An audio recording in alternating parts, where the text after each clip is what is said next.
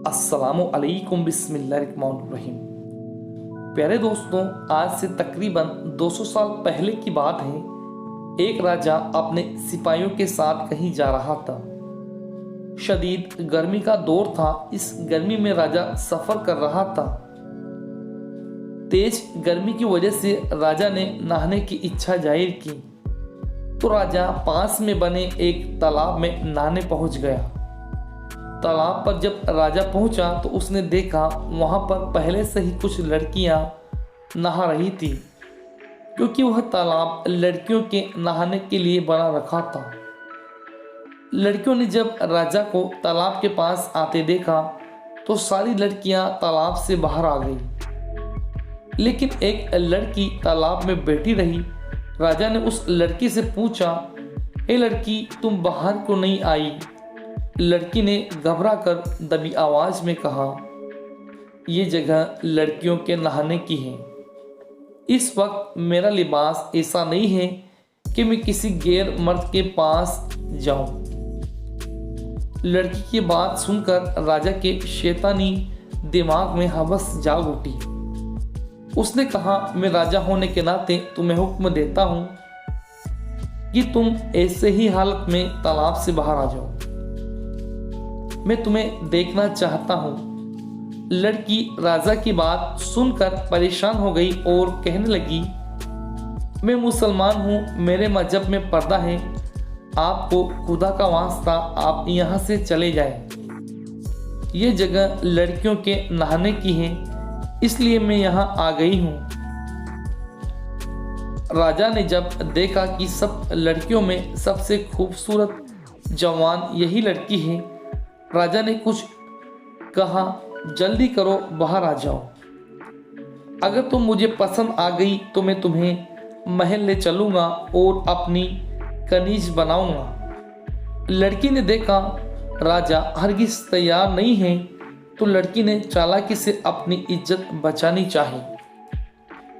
लड़की ने राजा से कहा, मैं बाहर तो आ जाऊंगी, लेकिन बाहर जो मेरी सहेलियां हैं और आपके सिपाही मौजूद हैं, अगर वो लोग मुझे इस हालत में देख लेंगे तो मैं राजा के लायक न रहूंगी। अगर आप मुझे जाने की इजाज़त दे तो मैं कल आपके दरबार में चली आऊँगी।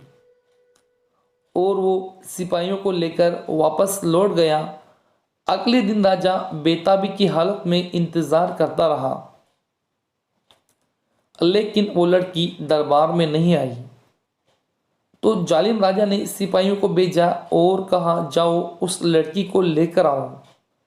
सिपाही वापस आकर कहने लगे कि वो लड़की मुसलमान है, सुनार की बेटी है, वो कल दरबार में आ जाएगी।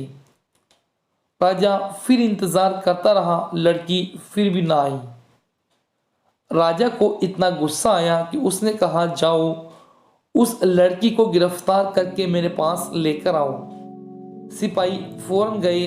लड़की के घर जाकर देखा तो उन्हें पता चला वो लड़की रात के वक्त यहाँ से घर छोड़कर चली गई। जब इस बात का इल्म राजा को हुआ तो वह गुस्से के मारे पागल हो गया। उसने सिपाहियों को इधर उधर दौड़ाया, लेकिन लड़की का कहीं कुछ पता नहीं चला। राजा ने पूरी सल्तनत में ये ऐलान करवा दिया कि जो भी इस लड़की को पता बताएगा उसको मैं मुंह मांगा इनाम दूंगा। लड़की का पता नहीं चल सका। एक रात जब राजा सो रहा था तो उसने ख्वाब में देखा एक दरिया के किनारे एक झोपड़ी नजर आई। राजा झोपड़ी को देखकर हैरान रह गया कि इस वीराने में झोपड़ी किसकी है। यह देखने के लिए वो झोपड़ी के पास गया और अंदर दाखिल हो जाता है तो देखता है अंदर एक दाढ़ी वाले बुजुर्ग बैठे हैं। उन बुजुर्ग के साथ एक लड़की बैठी हुई थी। वो लड़की की शक्ल, उसकी आंख खुल जाती है और राजा समझ जाता है कि यह वही लड़की है जो इस झोपड़ी में बैठी हुई है। राजा उस जगह को पहचान गया। वो अगले दिन सिपाहियों के साथ निकल जाता है और उस जगह पर पहुंच जाता है। सीधा दरिया के किनारे पहुंच गया जहां वो झोपड़ी बनी हुई थी। राजा ने सिपाहियों को वहां रुकने का हुक्म दिया और खुद झोपड़ी के अंदर दाखिल होता है। वहां जाकर राजा देखता है एक लड़की वहां बैठी है और पास में सफेद दाढ़ी वाले बुजुर्ग अल्लाह पाक की बारगाह में हाथ उठाकर दुआएं कर रहे होते हैं और वह कुछ लफ्ज अल्फाज कहते हैं, हे मेरे अल्लाह, हे मेरे रब, कब तक हम उस जालिम राजा से इस तरह से छिपते रहेंगे जो चंद वक्त के लिए मेरी नादान बच्ची की इज्जत खराब करना चाहता है और जहन्नम की आग खुद पर वाजिब करना चाहता है।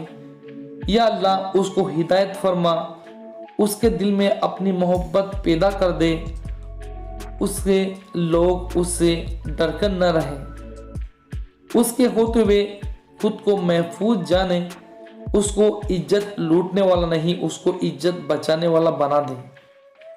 हे अल्लाह, तू दिलों को फेरना जानता है। तो वह राजा समझ गया कि यह वही लड़की है जिसकी तलाश में वो इधर आया है, लेकिन वह कमजोर और बीमार नजर आ रही थी।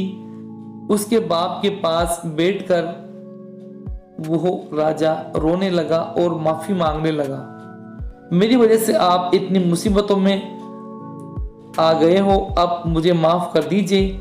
राजा ने लड़की और उसके बाप को महल में इज्जत के साथ बुलाया और अल्लाह और उसके रसूल पर ईमान ले आया और कलमा पढ़कर मुसलमान हो गया।